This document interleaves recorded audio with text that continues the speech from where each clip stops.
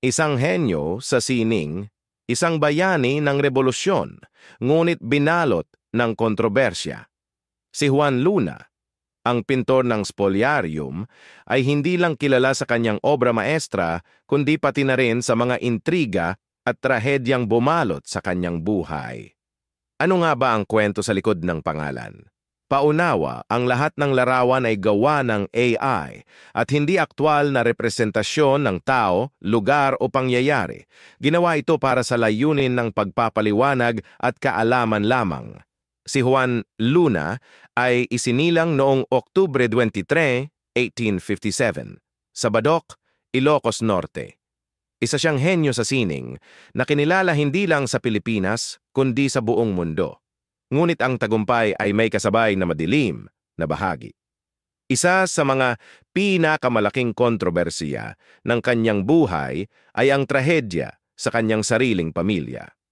Noong 1892, sa kasagsagan ng kanyang tagumpay bilang pintor, naganap ang isang trahedya. Sa tindi ng selos at galit, si Juan Luna ay pinatay ang kanyang asawang si Paspardo de Tavera at ang biyenan niyang si Juliana. Ang insidenteng ito ay nagresulta sa pagkakakulong niya sa Madrid, ngunit kalaunan ay napalaya dahil sa tinawag nilang crime of passion. Maraming nagtatanong, paano nagawa ng isang henyo at bayani ang ganitong karumal-dumal na krimen? Ang sagot ay nakaugat sa personal na hirap at tensyon sa kanyang buhay.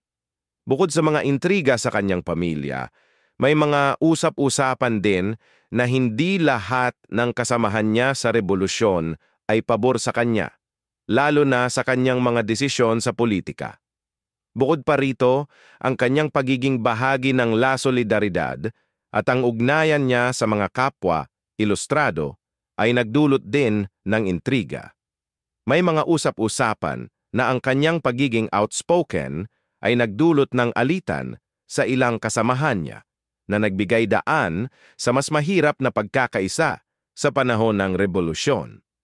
Bagamat nagpatuloy ang kanyang buhay matapos ang trahedya, ang mantsa ng insidenteng ito ay nanatili. Ngunit hindi maitatanggi na si Juan Luna ay nananatiling mahalagang bahagi ng kasaysayan ng Pilipinas.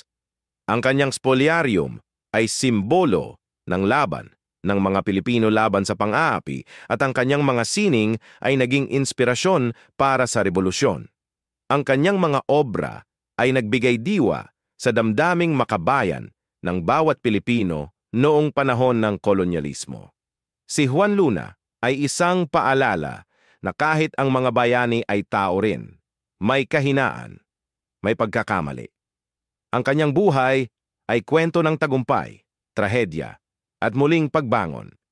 Alalahanin natin siya hindi lang sa kanyang mga obra, kundi sa mga aral na iniwan niya tungkol sa kahalagahan ng pagpipigil sa sarili at sa pagpapatuloy ng laban para sa bayan.